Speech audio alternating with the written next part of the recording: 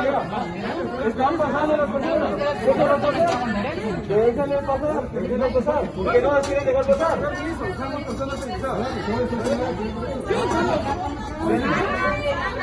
Ahora que ustedes un poco por atrás, que pasen las personas. ¿Por qué no los dejan salir? Señor, ahora un poquito para atrás. Todos los estamos dejando pasar.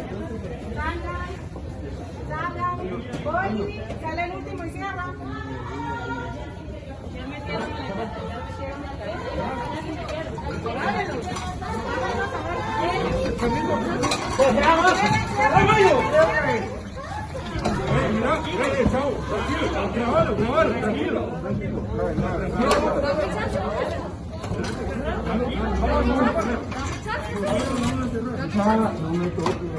No le estoy haciendo nada, señora. Señora, no le estoy haciendo nada. Aquí vemos como los trabajadores de rectoría están forzando a un compañero y lo están golpeando, lo están violentando. Acá estamos viendo cómo esta trabajadora no sujetó y lo forzó a quedarse afuera violentamente. Así trabaja la universidad. Y el compañero que quebró tiene abajo. Más años en educación ha quebrado esta universidad al dejarse sin educación. Usted...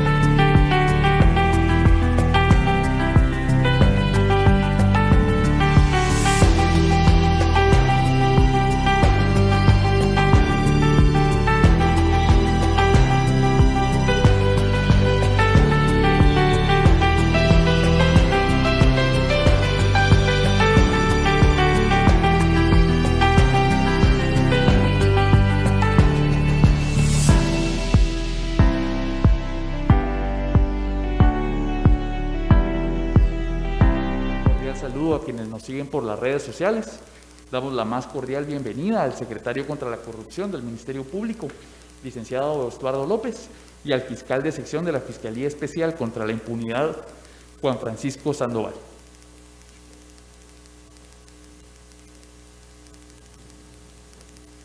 Nuevamente agradecemos su presencia. Dejo en el uso de la palabra al secretario contra la corrupción del Ministerio Público, José Estuardo López y López. Muchas gracias. Reciba un cordial saludo a todos y cada uno de ustedes, medios de comunicación, tanto que hoy de manera presencial nos acompaña, asimismo a través de los diferentes medios virtuales.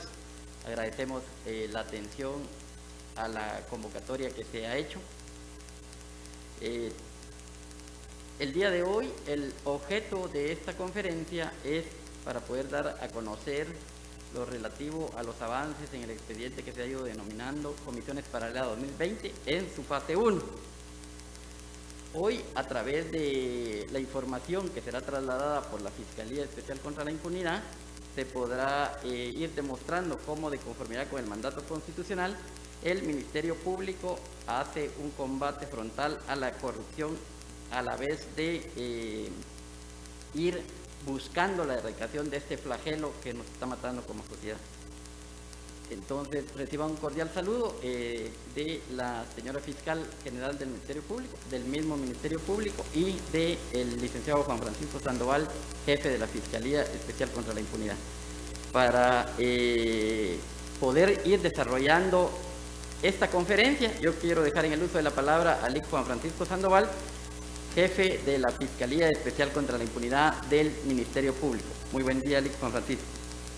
Gracias, licenciado Estuardo. Muchísimas gracias a los medios de comunicación que puntualmente atendieron la convocatoria que realizara el Ministerio Público, a quienes nos siguen por medio de las redes sociales.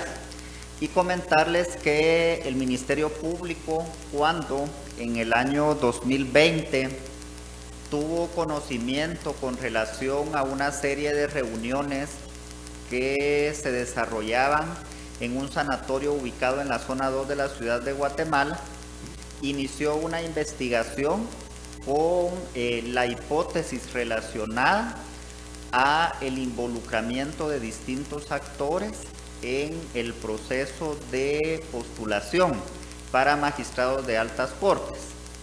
El involucramiento siempre es normal, pero la investigación lo que ha podido determinar es cómo se aprovechó de distintos factores para la manipulación de dicho proceso. Quiero solo recapitular situaciones que fueron advertidas en conferencias de prensa que se desarrollaron durante el año anterior. Si recordamos, fueron documentadas por investigadores de la Policía Nacional Civil las visitas de personas involucradas al proceso de postulación. Se dio información de que se habían incautado algunos aparatos telefónicos, que se había obtenido información con relación a posibles contactos telefónicos entre los involucrados. Eso es solo un antecedente. Entonces, si podemos iniciar, la investigación de la Fiscalía ha permitido determinar, si alguien puede continuar con la proyección, la investigación de la Fiscalía ha permitido determinar la comisión de actividades criminales que tienen su génesis en la concertación de un conjunto de actores que influenciaron indebidamente el proceso de selección de magistrados para la Corte Suprema de Justicia y para las magistraturas de las salas de la Corte de Apelaciones y otros tribunales de igual categoría, que se materializan en actividades comparables a comercialización informal consolidadas como un trueque de favores. A continuación haré acopio muy breve de las figuras que son objeto de investigación. Una es la asociación ilícita contemplada en el artículo 4 de la Ley contra la Delincuencia Organizada, que establece que comete este delito las personas que integren o participen en asociaciones que tengan por objeto cometer algún delito o después de constituidas promuevan su comisión. Estipula una pena de entre 6 y 8 años. Esta norma en el ámbito del derecho la integramos con otra disposición contemplada en el artículo 2 del Código Penal, que establece una serie de requisitos que consideramos como Fiscalía de que en el caso de algunas personas que han sido llamadas a proceso penal se cumplen los distintos requisitos y estas personas han puesto en peligro el orden establecido y legalmente protegido para la elección de magistrados que cumplan con los postulados que contempla la Constitución de la República.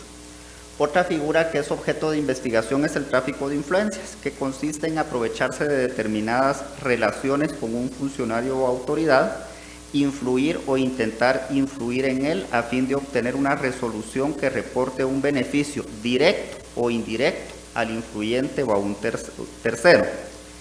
En ese sentido, la interacción entre los involucrados con predominio o preponderancia en el proceso de postulación para magistraturas de altas cortes concretiza el quebrantamiento de principios de objetividad, equidad, transparencia que deben regir dicho proceso, porque aprovechando las relaciones se influyó en el proceso postulador, como veremos más adelante. Esa situación se agravó por todos los compromisos penales del señor Gustavo Adolfo Alejos Cámara, que refleja la ilegitimidad del proceso. Los magistrados que resultaran electos debieran resolver en instancias superiores la situación del procesado, lo que provoca un quebrantamiento total de la posibilidad de la elección de cortes que cumplan con principios de independencia e imparcialidad. También consideramos, y es nuestra tesis, de que se pudo haber incurrido en el delito de violación a la Constitución, tomando en consideración que la lucha por el Estado de Derecho implica estar en la búsqueda y en la realización del Estado democrático de Derecho, aquel en que los ciudadanos disfrutan en condiciones de igualdad de sus libertades formales y materiales. Ello conlleva o impone a quienes se postulen como magistrados el favorecimiento de los principios constitucionales que avisoren en el futuro al asumir sus cargos que van a emitir resoluciones con pleno sometimiento a la Constitución y a las leyes, y cuidar al máximo las garantías procesales que permitan al ciudadano posicionarse en un plano de igualdad en las sedes judiciales. Las conductas asumidas por los involucrados van dirigidas a distorsionar las demandas contempladas en la Constitución Política de la República, las que se alejan de los parámetros contemplados en la Ley para la Elección de Magistrados. ¿Qué alcances ha tenido la investigación? Se identificaron redes que operan desde dentro y desde fuera del sistema de justicia para influir en la toma de decisiones, e incluso algunos grupos se han especializado en vender servicios de impunidad a partir de contactos en el interior del mismo. Se estableció entonces la distorsión del esquema legal de la elección de magistrados. Recapitulando, en febrero del año 2020, a raíz de una investigación por posible evasión de Gustavo Adolfo Alejos Cámaras, quien se encontraba en prisión preventiva y convaleciente en un centro hospitalario privado de la zona 2, se pudo inferir esos intentos por manipular el proceso de elección de altas cortes. La investigación determinó, además de la influencia manifiesta de una persona privada de libertad, con vinculación en por lo menos 5 procesos penales, que las entidades de selección están permeadas por intereses especiales, lo que decantó en una manipulación de los procesos de selección y en la toma de decisiones que se basaron en criterios políticos en lugar de una debida evaluación de los nominados. Y entonces, solo para recordar, en esa zona de la ciudad es que fueron realizado el allanamiento que nos permitió advertir los siguientes hallazgos. Continuamos. En cuanto a las negociaciones, la agrupación se cercioró de obtener el número de electores necesarios para alcanzar los votos mínimos indispensables para cumplir con su cometido. ¿Cómo alcanzó ese número mínimo necesario? La Constitución Política de la República estipula que para la elección de magistrados de la Corte Suprema de Justicia, la comisión de postulación se integra de la siguiente manera: 12 representantes electos por los magistrados titulares de la Corte de Apelaciones, los cuales están integrados en el Instituto de Magistrados. 12 representantes que elegimos en asamblea del Colegio de Abogados y Notarios. 12 decanos de las facultades de Ciencias Jurídicas y Sociales que operan en el país, y el representante de los sectores de las universidades del país, que en total hacen 37 votos o 37 electores. Y si vemos, las salas de la Corte de Apelaciones tienen casi la misma conformación. Lo que cambia es que, en cuanto al cuerpo electoral, que aquí integran los magistrados de la Corte Suprema de Justicia. En este caso son 12. El Colegio de Abogados y Notarios, 12 representantes, los decanos de las facultades de Ciencias Jurídicas y Sociales, 12, y un representante de los rectores de las universidades del país, que en el proceso de selección de magistrados para salas de la Corte de Apelaciones que se encuentra en curso, quien representaba a las universidades del país era el rector de la Universidad de San Carlos, Morfi Olimpo Pais Recín. Cuando hablo de número mágico, como ya fue indicado, el pacto se aseguró de obtener el número de electores necesarios para cumplir con el requisito establecido en los artículos 215 y 217 de la Constitución Política de la República, es decir, las 2/3 partes de los votos. Si hay un total de 37 votos, esas 2/3 partes lo representan 25 votos. El número que se requería era de 25. La agrupación aseguró 24 votos y manejaron un margen de riesgo de 1 voto. ¿Cómo podemos determinar eso? Además de información testimonial y otra información que obra en la Fiscalía, llama mucho la atención este documento que fue ubicado en un allanamiento, en el allanamiento efectuado ahí en el sanatorio de la zona 2. Podemos observar que este documento está compuesto por 5 columnas. Una primera columna que tiene varias letras, varias literales, G, JJ, I, C, S, O, H, I, J. Bueno, sobre esa columna un poquito más adelante les voy a explicar. Existe una segunda columna donde se puede advertir no asignado, Galvez, Juan José, Instituto, CSJ, Salvador, Olga, Henry, Jennifer, Luis Fernando, Dignificación, Morphy, Ajín, Bolsón, Decanos, U Rural, Upana, U San Pablo, no tiene la U. Entonces, aquí se resalta el tema de los votos.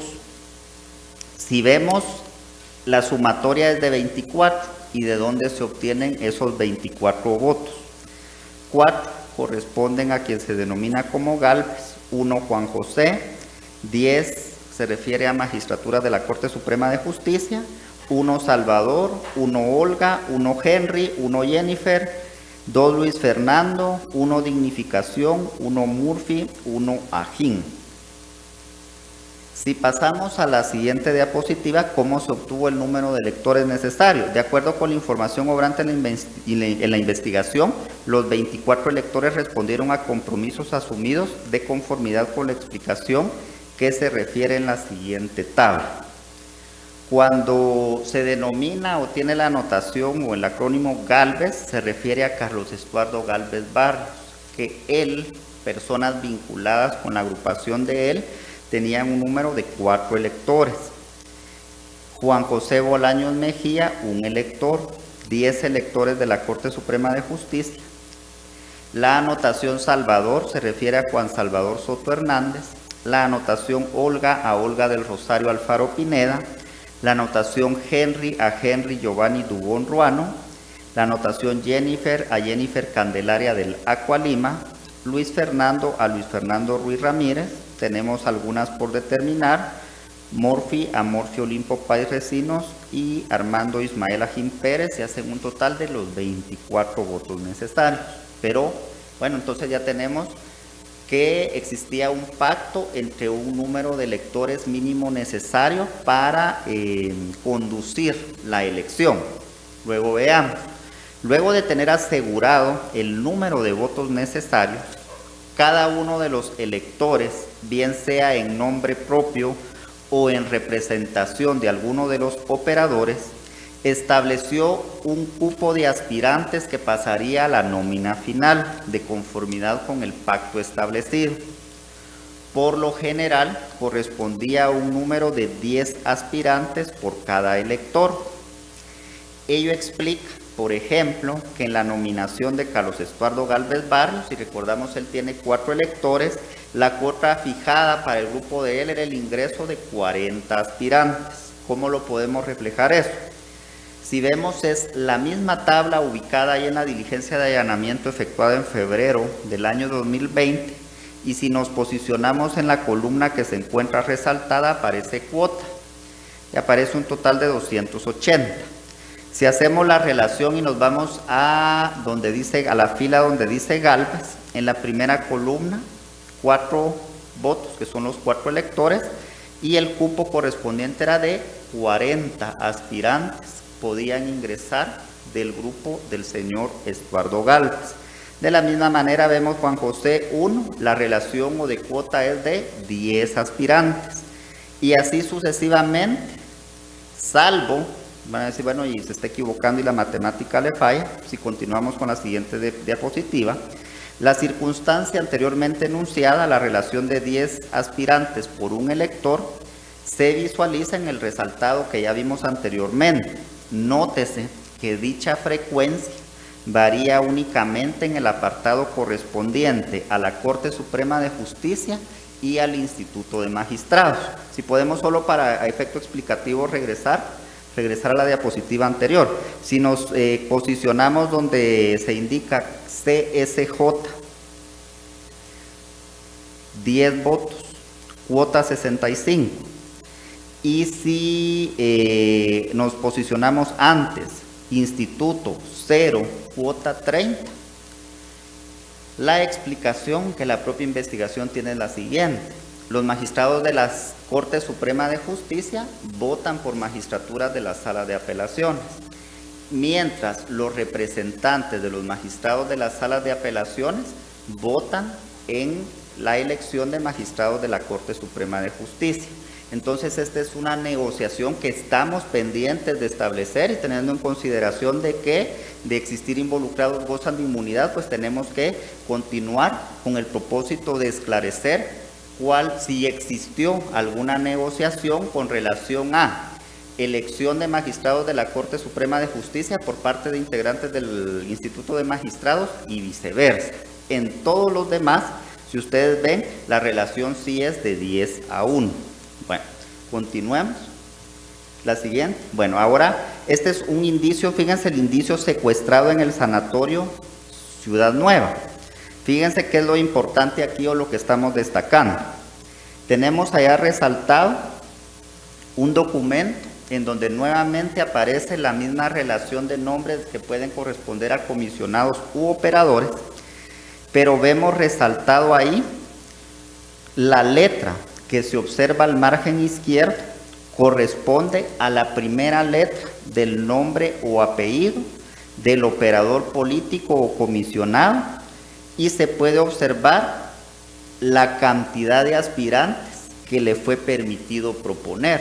Es decir, cada uno de los comisionados o sujetos relevantes para la agrupación, Gálvez, Juan José, Instituto, CSJ, Salvador, independientemente de que se conocieran de esa manera, para efectos prácticos, cada uno tenía una letra, una literal, fíjense. Gálvez, por ejemplo, le correspondía a la G, a Juan José JJ, al Instituto I, a CSJ la C, a Salvador la S, a Olga la O, a Henry la H, a Jennifer la J, a Luis Fernando LF, a Dignificación D, a Murphy M, a Gin A, Bolsón B, DC era la forma en que se conocía decanos, UR, UP, SP, U Rural, UPANA, San Pablo.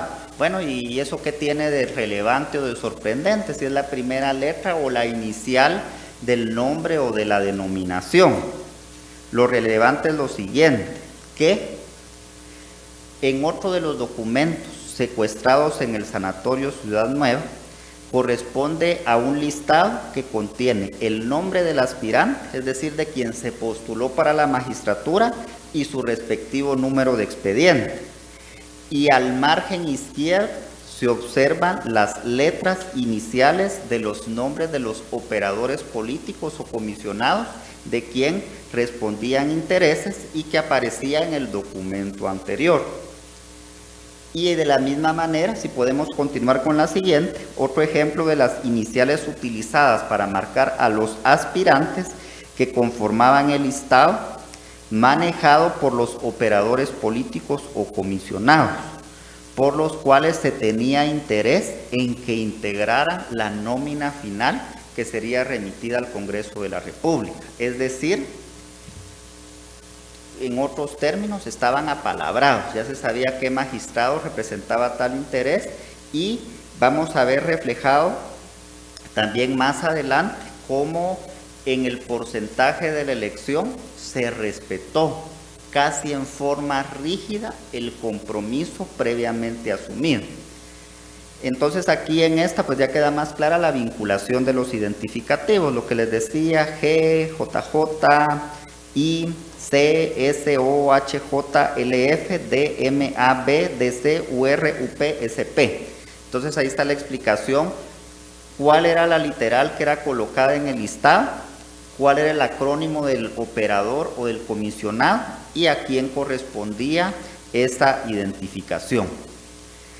Del análisis de los indicios ya proyectados, se logró determinar la forma en la cual la posible estructura criminal se concertó premeditadamente y durante el proceso de elección de magistrados de la Corte de Apelaciones con el objeto de que resultaran electos los aspirantes que eran de su interés, y para ello, aprovechándose de su poder político y su función como comisionados, influyeron directamente en el proceso postulador.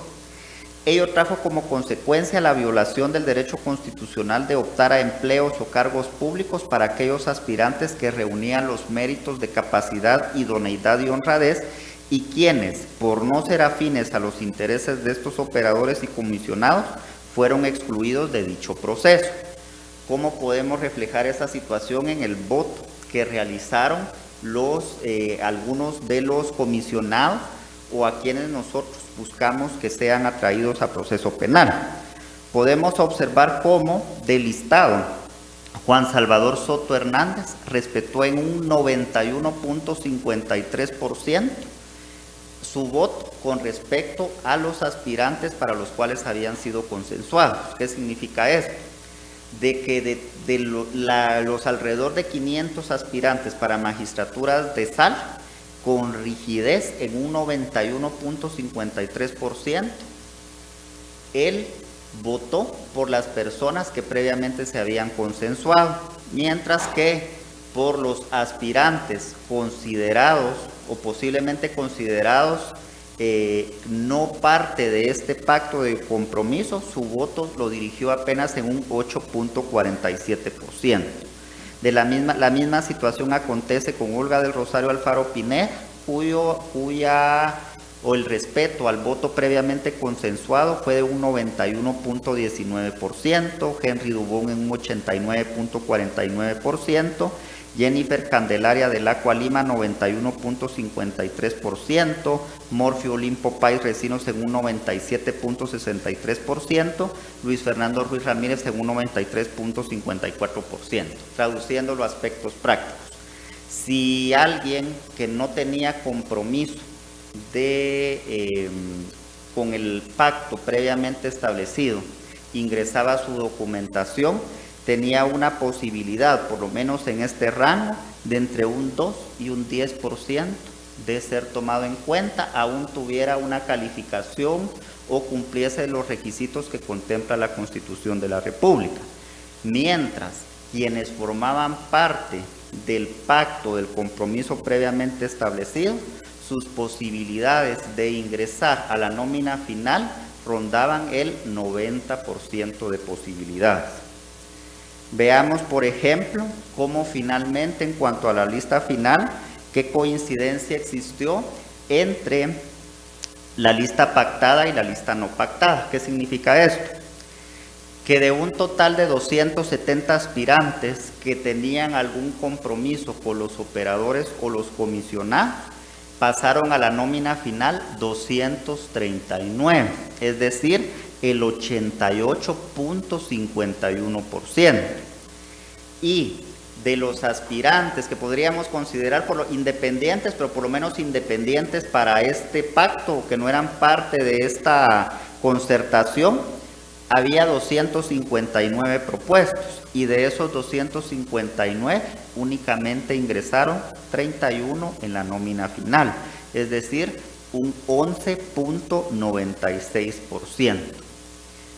Podemos observar también de otra manera cómo el criterio de los electores o de algunos de los comisionados dependía del compromiso que tenían con la agrupación. Veamos, por ejemplo, ahí se ve proyectado los votos que emitió el comisionado Salvador Soto. Salvador Soto, si podemos observar, ahí aparece el número de expediente y enlistado el nombre de los magistrados por los que él votó. Y de la misma manera, el código que tenían en el listado era el código S. ¿Qué significaba eso? De que eran los magistrados que pertenecían a su grupo y por los cuales él respetó un 100%. En el caso de los que pertenecían a él, votó por ellos en un 100%. Y veamos las calificaciones, que hay calificaciones que oscilan de entre 65 puntos y 75 puntos. Ahora veamos que por aspirantes que podríamos considerar independientes o que no eran parte del pacto, habían notas superiores y por eso no votó. Es decir, no tuvo en consideración que tuvieran una mejor calificación o que posiblemente esa calificación deviniera de que tuvieran mejores méritos, sino que su voto lo dirigió a respetar el compromiso que previamente había establecido. Esa es la situación con esta persona quien fungía como comisionado. Veamos la siguiente diapositiva. es el caso de los votos de la comisionada Jennifer Candelaria del Aqua Lima. El código con el que lo tenían en el listado era J. ¿Se recuerdan aquellas letras, las literales que eran indicativas de a qué comisionado pertenecía o a qué operador político estaba condicionado su compromiso? Las calificaciones oscilan de entre 73 y 85 puntos, mientras que del lado derecho tenemos otros aspirantes que no formaban parte de este pacto, de este compromiso, con notas muchas superiores, de entre 84 y 86 puntos, y ellos no fueron votados por la comisionada porque, como reitero, lo que se privilegió fue el compromiso o el pacto previamente establecido.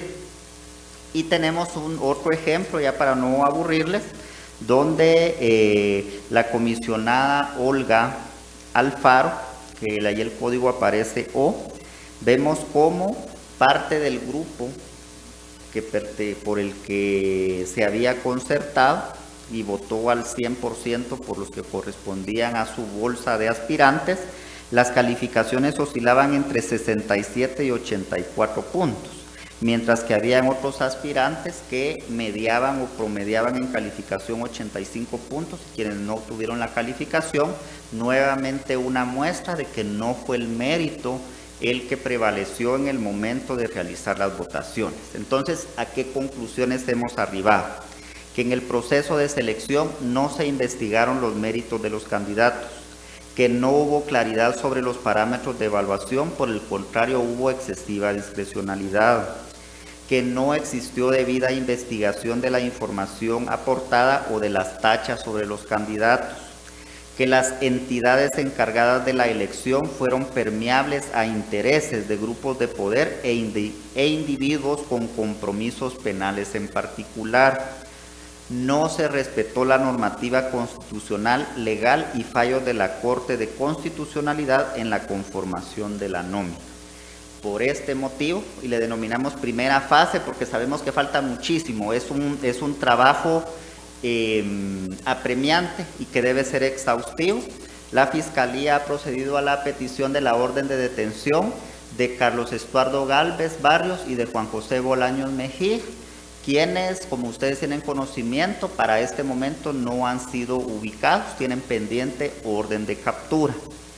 Y con respecto a los comisionados Morphy Olimpo Pais Recinos, Jennifer Candelaria del Aqua Lima, Henry Giovanni Dubón Ruano, Luis Fernando Ruiz Ramírez, Olga del Rosario Alfaro Pineda, Juan Salvador Soto Hernández, de este grupo queda pendiente la detención del señor Morphy Olimpo Pais Recinos y de Henry Giovanni Dubón Ruano, y las otras 4 personas ya fueron detenidas y entiendo que en este momento están siendo puestas a disposición de la judicatura que emitió las órdenes de detención. Otro aspecto que es importante es que desde la mañana se tuvo conocimiento de que se encuentran desarrollando 12 diligencias de allanamiento en el departamento de Guatemala, cuyo propósito fundamental es la detención de las personas en contra de quienes se requirió la captura, y también es importante de que en las diligencias, además que tenían como propósito recopilar información que abonara a la investigación, se pudo ubicar información confirmativa de la tesis de la Fiscalía y de la cual también está haciendo acopio el analista de la investigación. Entonces eso es fundamentalmente.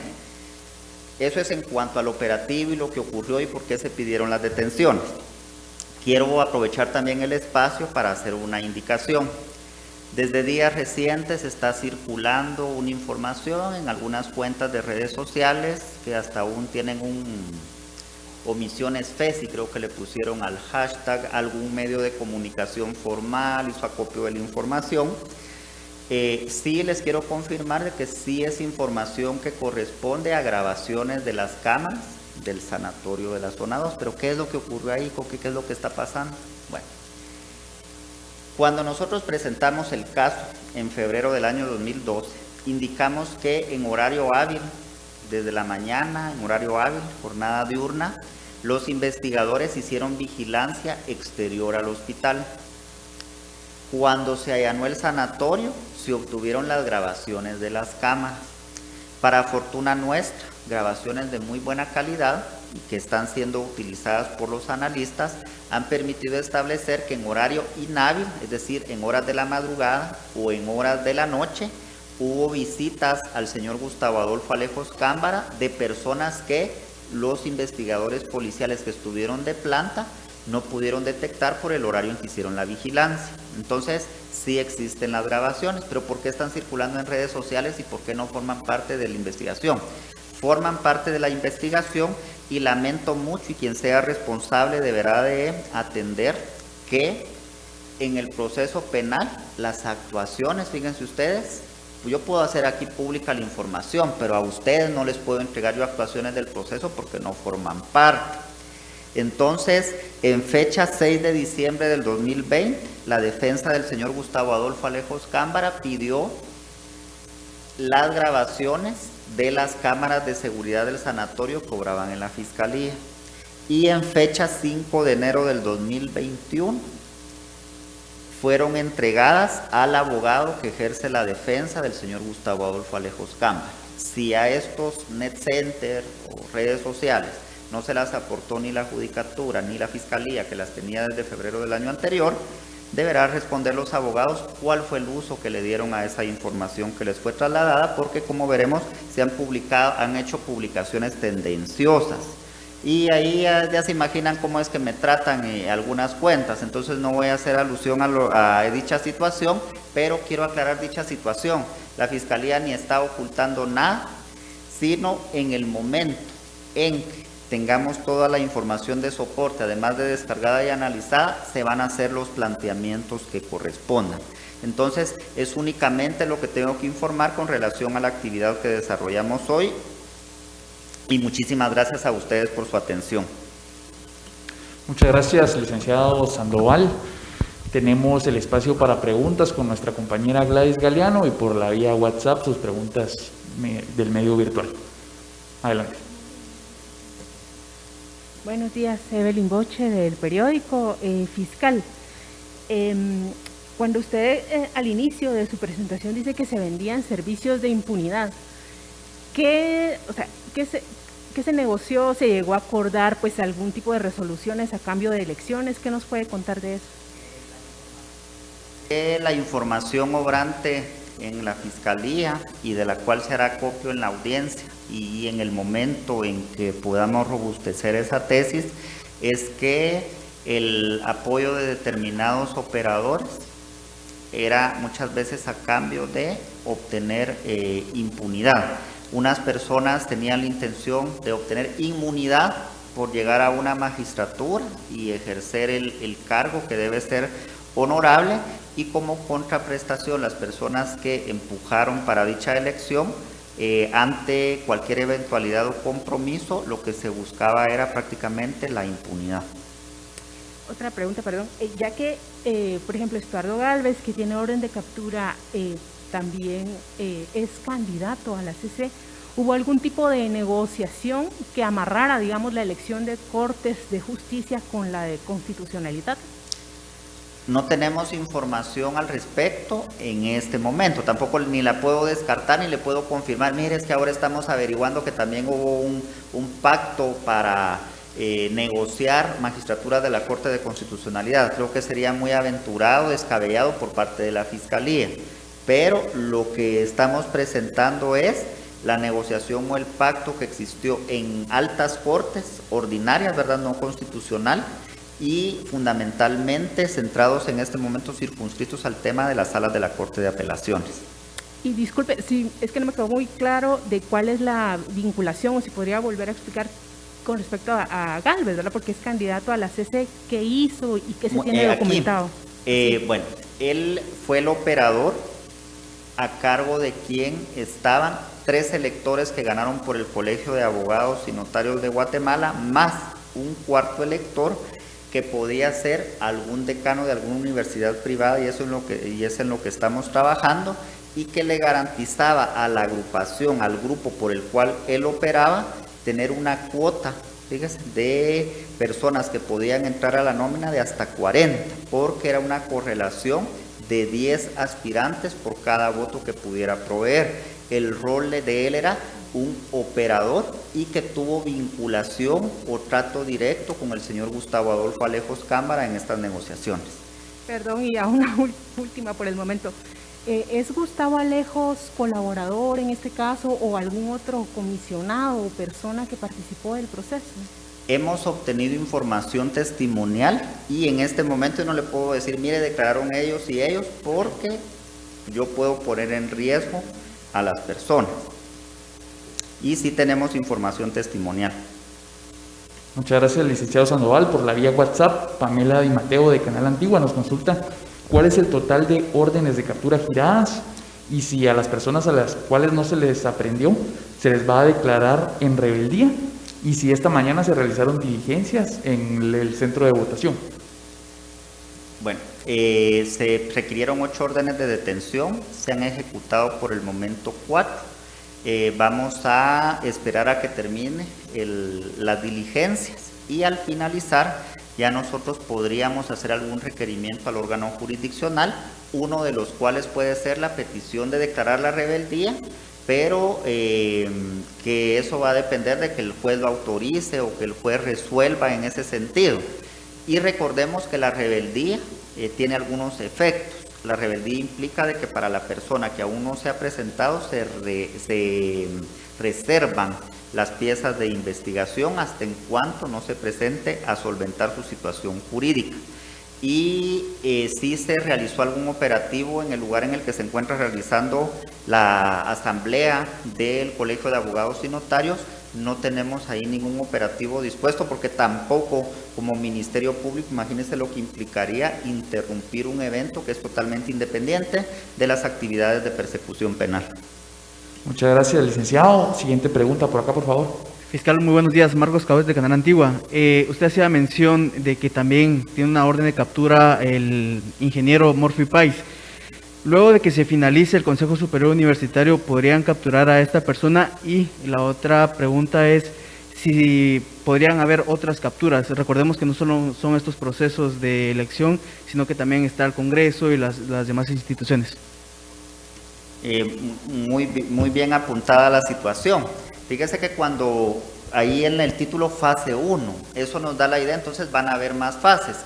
¿Por qué? Porque como usted bien lo indica, existen otros actores involucrados en los que tenemos que profundizar. Hay personas que también aparecieron ya en el avance de la investigación, más personas involucradas que gozan de inmunidad, hay que hacer los respectivos planteamientos. Entonces se esperaría de que al crecer la información y si logramos confirmar las tesis, si uno de los mecanismos por los cuales puede fluir el proceso penal es hacer el llamamiento a las personas para que comparezcan, no es nada descabellada la situación, sino que es una posibilidad.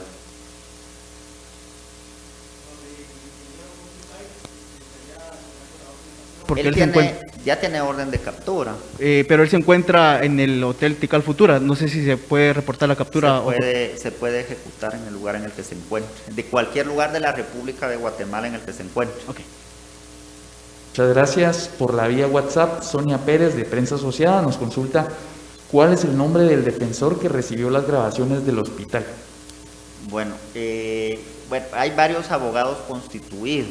Uno de los abogados creo que es el licenciado Luis Ranferí Díaz Menchú, y pues él deberá de indicar qué uso fue el que le dio a dichas grabaciones. Muchas gracias, fiscal. Siguiente pregunta, por favor. Disculpe, a ver, como son varios los comisionados, al final, digamos, del grupo Galvez está también Fernando Chacón, que actualmente es presidente de la directiva.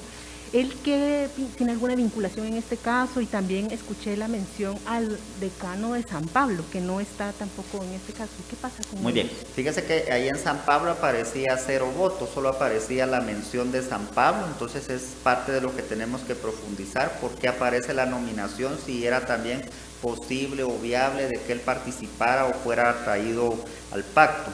Cuando yo le mencioné del señor Galvez, que él tenía 3 o 4 votos, uno de ellos es el que usted me está indicando. Entonces, para el momento, nosotros la información que tenemos es vinculación directa del señor Carlos Estuardo Galvez Barrios y por ese motivo fue ordenada la detención. Y si en el transcurso de la investigación se establece de que las personas que nosotros decimos que eran electores que respondían a él, formaban parte del pacto o parte de la concertación o tenían ese dolo, pues tendrían que ser llamadas también a proceso. Para este momento, los elementos que fueron aportados al órgano jurisdiccional le dieron a la juzgadora esa posibilidad de emitir las órdenes respectivas respecto de 8 personas, pero tampoco eso implica de que como no se otorgó orden de captura respecto de otras personas, no pudieran tener alguna vinculación o participación en el proceso, y eso es lo que deberá derivar de la propia investigación, si su aporte es de nivel testimonial o si por el contrario ya sube de categoría y ya puede también ser atraído a proceso, es lo que la propia investigación deberá determinar. A ver, y perdone, en redes sociales, como usted sabe también, hay muchas preguntas de por qué hoy, ¿verdad? Y esto se ha preguntado en otros muchos casos, de por qué hoy se hace este caso cuando hay una votación en proceso. ¿Qué tiene usted por decir?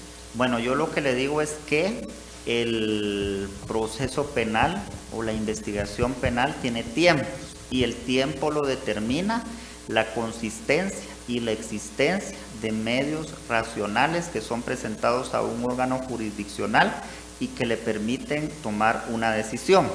Recuerdo muy bien esta situación, me recuerdo cuando una ex candidata presidencial.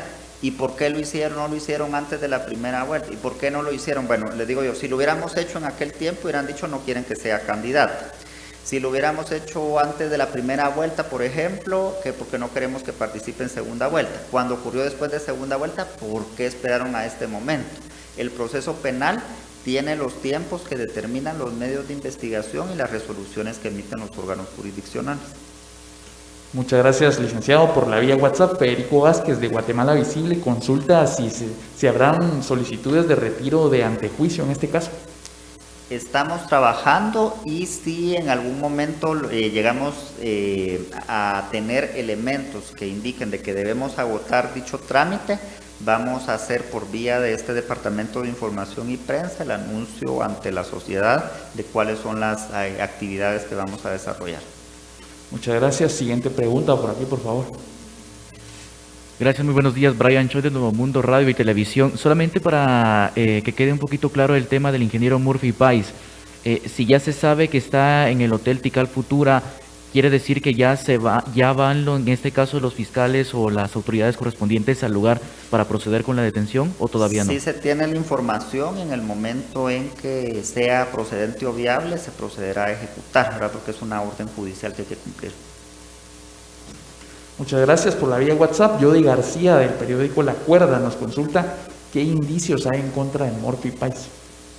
Bueno, entre los indicios, además de la información testimonial, la información documental incautada en allanamientos, la información de extracción telefónica que establece comunicaciones por medio de un tercero y la información relacionada con los hallazgos en el allanamiento en el sanatorio de la zona 2, por describirle de manera general algunos de los medios que sirvieron de soporte para requerir la orden de detención. Muchas gracias, fiscal. La última pregunta sería de Ever Juárez, de Epicentro. En cuanto al tema que se ha filtrado sobre fotografías del caso publicadas en redes sociales, ¿han avanzado en el tema de investigación por estas acciones?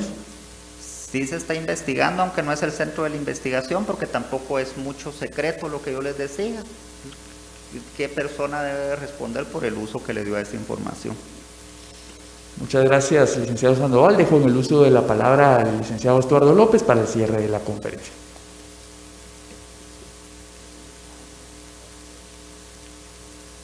Gracias, licenciado.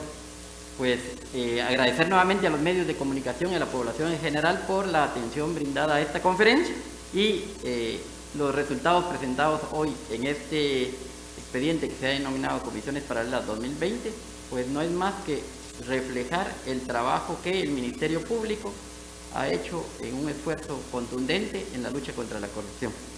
Pues agradecerles nuevamente y a todos gracias por su atención. Que tengan un buen día. Muchísimas gracias por acompañarnos. Muchas gracias, señores funcionarios. Muchas gracias a los medios de comunicación que nos acompañaron, a quienes nos siguieron por las redes sociales. Que tengan muy buena tarde.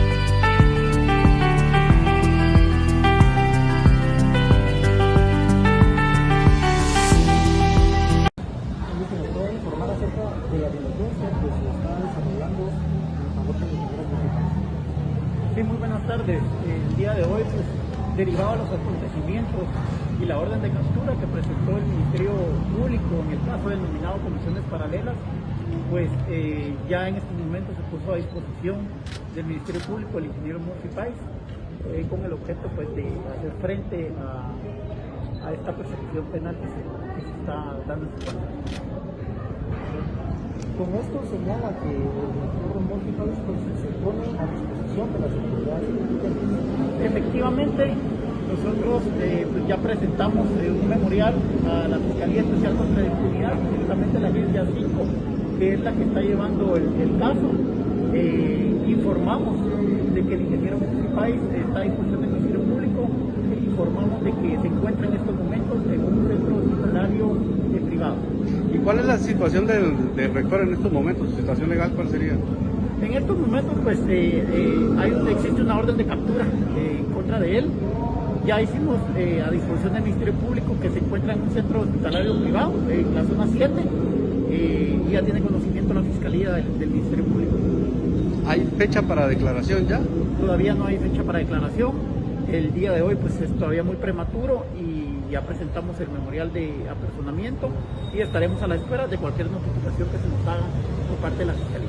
¿Cuál es su nombre y usted está representando la defensa del señor Murphy? Efectivamente, el día de hoy el ingeniero Murphy Páez pues me habló para que ejerciera su defensa. Sergio Martínez.